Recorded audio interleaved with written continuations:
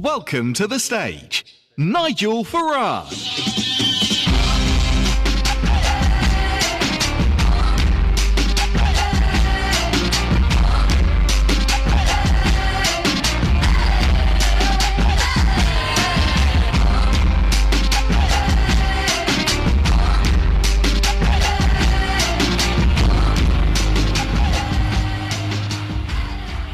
Well, thank you. Good morning, everybody. I think this has been quite a long anticipated speech from what I can gather. Acres of speculation about what our general election strategy is going to be. Well, in the next few minutes, all will be revealed. We are 3.5 years on from that referendum when we all thought we'd done it, didn't we? We all thought we'd beaten the establishment and we were about to become an independent country. 3.5 years of delay, 3.5 years of a Remain Parliament, a total sellout of Brexit from Mrs May, and from the Labour Party, a complete betrayal of 5 million of their own voters who voted leave in that referendum, and they promised they would respect that vote. And so I suppose in some ways it was no surprise that when a new Prime Minister, Boris Johnson, one with, should we say, slightly more optimism and energy than his predecessor, when he went along to that European summit and the backstop was removed, he cried victory. And I think exhausted Brexiteers, Brexhaustion, I think is the phrase, said, well, if we've got a good deal, isn't that just fantastic?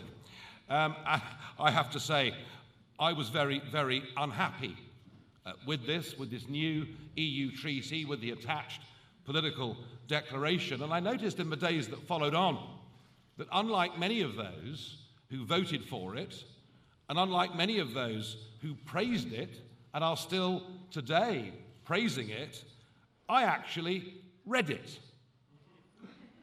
And I drew the conclusion that it simply wasn't Brexit. There were many, many concerns. I think the separate status for Northern Ireland and what that might mean for the Scottish debate in years to come and for the Union was part of it. I didn't like the binding commitments to state aid rules, which meant we couldn't, for example, take a strategic decision about an industry like steel. I certainly, having read the text on fishing, realised that it was not going to deliver 200 miles off the North Sea here in the northeast of England. So there were many criticisms that I had of it, but there were two aspects of it that really did stand out for me as being completely unacceptable. The first was that it just did not get Brexit done. It's a very tempting phrase, isn't it? We're going to get Brexit done. I mean, who wouldn't, on the Brexit side of the argument, and indeed many on the Remain side of the argument, who wouldn't cheer this coming to a conclusion as quickly as possible? But actually, all these documents do is take us into another set of agonising negotiations, and ones in which, there is no question, the EU will have the upper hand. Monsieur Barnier, who of course negotiated for the EU in the last 3 years, who did such a good job, he's now been re-recruited by the European Union to do the next phase. Well, we should poach him, really, because he's rather better than our people have been. And he's already said that the trade negotiation will last for 3 years or more. So it doesn't, as it stands, get Brexit done. But the area that really worried me the most was the extent to which we were committing ourselves to regulatory and political alignment. We were binding ourselves in an international treaty to having parallel laws on everything from financial services to fisheries, even taxation. We would not be completely free to set our own rates of VAT or indeed corporation tax. And I said to myself when I looked at that, this really is not Brexit. This is not taking back control. This is not the ability at general elections to choose governments that decide what course of action, what policy areas we choose. And that's why the National Nominating Officer for the Brexit Party last week signed 600 candidate forms because I felt that in a democracy, everybody deserved to have a genuine choice. But the difficulty with that is weighing up what would the consequences be in this election of us fielding that number of candidates. And this has not been easy.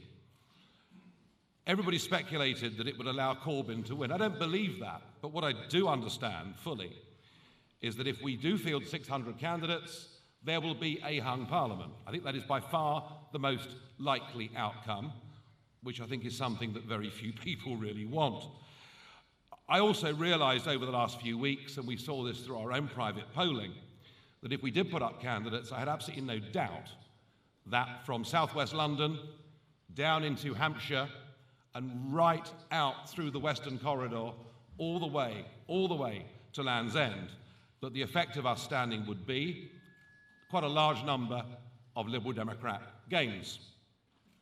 So my real concern about that is what would happen if the Remainer parties could get between them 325 seats in Parliament. Well, we know what would happen. There'd be a second referendum. And so that has been a very real concern for me. And I think if there was a second referendum, it would be disastrous for trust in our entire democratic system, disastrous for business, for investment into our country. And also I know that what we get offered is a false choice between Remain or a form of Remain. So after 25 years of battling for us to be free of the European Union, 25 years of wanting us and believing that we should be an independent country, it's not been very easy. I have tried over the course of the last few months, as you know, to build a Leave alliance. And I knew that between us, Conservatives, and some leading Labour figures, that could have been done. I've genuinely tried for months to put about the idea that putting country before party at a moment like this is the right thing to do. But that effectively has come to naught. So it's been very, very difficult, and one or two have noticed my silence over the last few days. It's been a difficult decision to make, but I have to say that last night, for the first time, I saw something since that Brussels summit that actually was optimistic, because I saw Boris Johnson on a video saying, we will not extend the transition period beyond the end of 2020. And that, in many ways, a direct challenge to Mr. Barnier that would need a change to the political declaration before all of this gets ratified in Parliament. Now, you may well say to me, isn't this the same Boris Johnson who said he'd die in a ditch rather than extend from the 31st of October?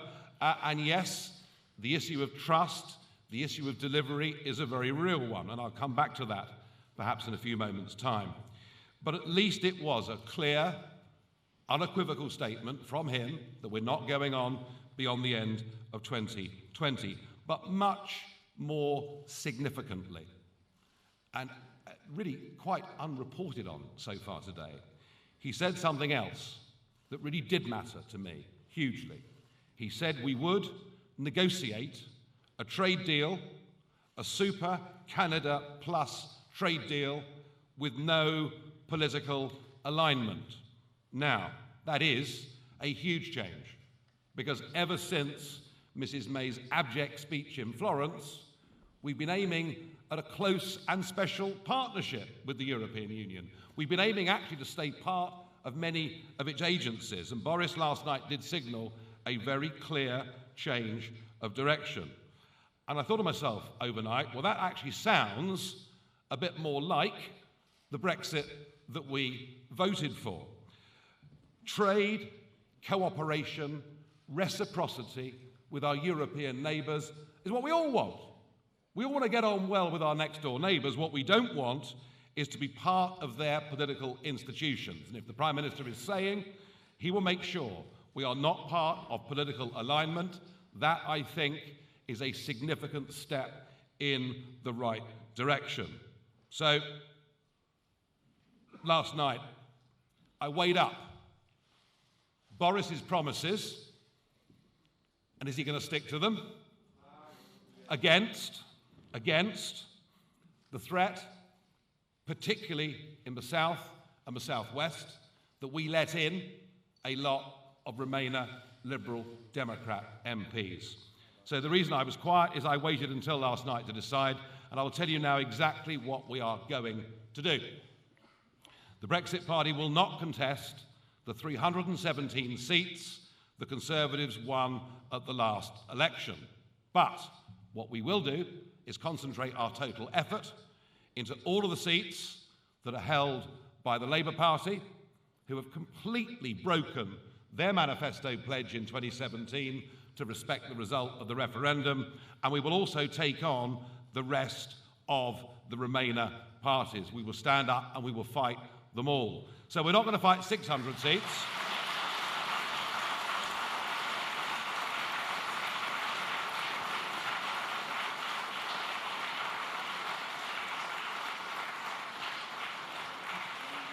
Well, I have to say, I'm pleased you like it. It's not easy. It's not easy. But how do we hold Boris to his promises? That's the key to this, isn't it?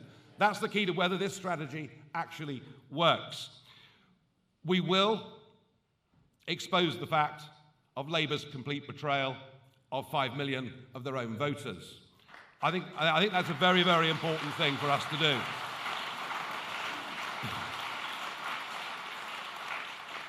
I think it is also fair to say that the London-dominated Labour Party is now thousands of miles away from its traditional safe seats, many that it's held since 1918, and that it actually is the time for seismic change in many of these constituencies. And I think there's a Labour audience out there waiting for that message, waiting to think there is somebody who's actually on their side, waiting to find a party that believes genuinely in investing in the regions, waiting for a party that says we actually need in our country to have sensible immigration controls and not an open door to everybody. These, I think, are the messages that will resonate hard in these Labour areas, and you can absolutely rest assured that the people we're putting up for the Brexit Party to stand in all of these seats are genuine and true.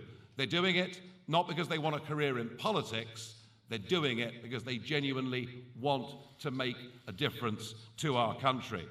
And the way that we keep Boris Johnson to his promises is we have to start to win some of these seats. That's what we need to do in this election.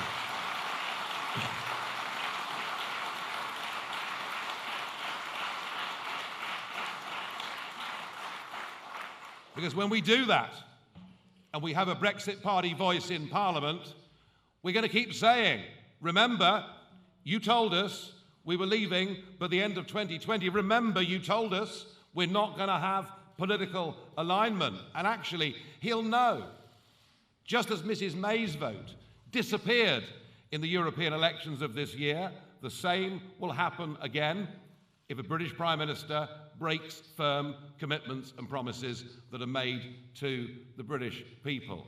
I have got no great love for the Conservative Party at all, but I can see right now that by giving Boris half a chance, by keeping him honest and holding him to account, by getting people in, and by stopping the fanatics in the Liberal Democrats who'd sign us up for everything, wouldn't they? United States of Europe, European Army, you name it. I mean, they even want to revoke the result of the referendum. No, I think our action, this announcement today, prevents a second referendum from happening. And that, to me, I think right now is the single most important thing in our country.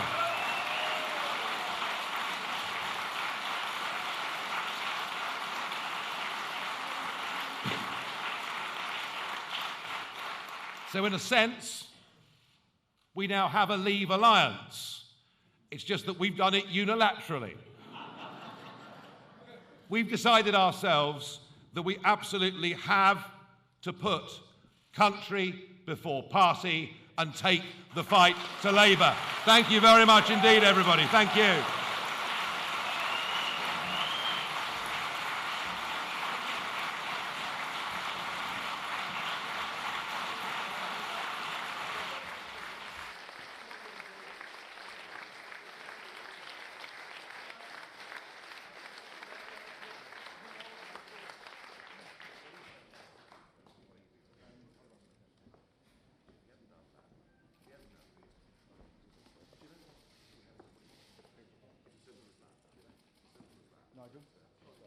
Yeah, no, absolutely.